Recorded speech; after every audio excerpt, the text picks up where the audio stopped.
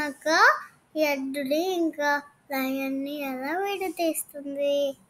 ఎలా అంటే తమ్ముడి నక్క సింహం దగ్గరికి వెళ్ళి, సింహం సింహం ఎద్దుకి మీ రాజు పోస్ట్ కావాలని అనిపిస్తుందంట, మీతోటి యుద్ధం చేసి మిమ్మల్ని చంపేసి ఎలాగైనా రాజు అవ్వాలని అనుకుంటుంది అని చెప్తుంది.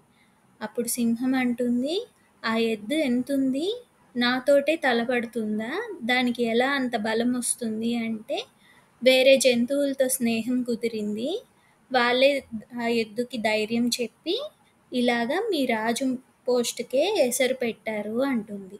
మరి ఇప్పుడు ఎలాగా అంటే, రాజా నాకు మీ పరిస్థితి చూస్తుంటే జెర్రీ ఇంకా నల్లి కథ గుర్తొస్తుంది, ఆ కథ చెప్పనా అని అంటుంది. కథ ఏంటంటే, ఒక నల్లి ఒక రాజుగారి గదిలో ఉండే బెడ్ మీద దిండు కింద దాంకొని ఉంటుంది.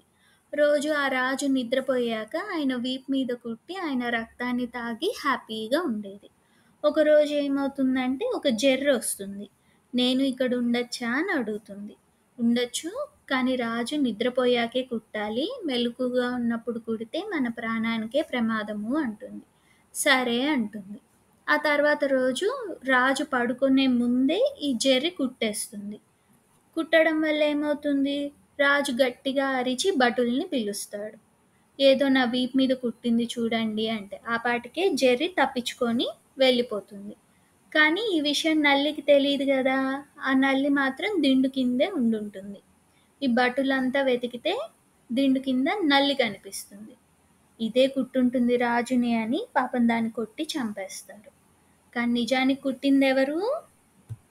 జెర్రీ. కరెక్ట్.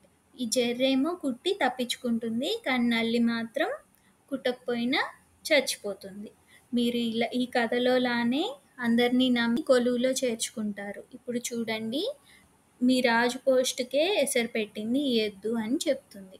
మరి నువ్వే సలహా ఇవ్వు అని సింహం నక్కను అడుగుతుంది. ఆ సలహా ఏంటో తెలియాలి అంటే వచ్చే వారం వరకు వెయిట్ చేయాల్సిందే. మీకు కనుక ఈ కథ నచ్చినట్లయితే లైక్ చేయండి, షేర్ చేయండి, సబ్స్క్రైబ్ అవ్వడం మరవకండి. ప్రేమతో మీ ఆశ. ఇంకా థ్యాంక్ యూ. బాయ్.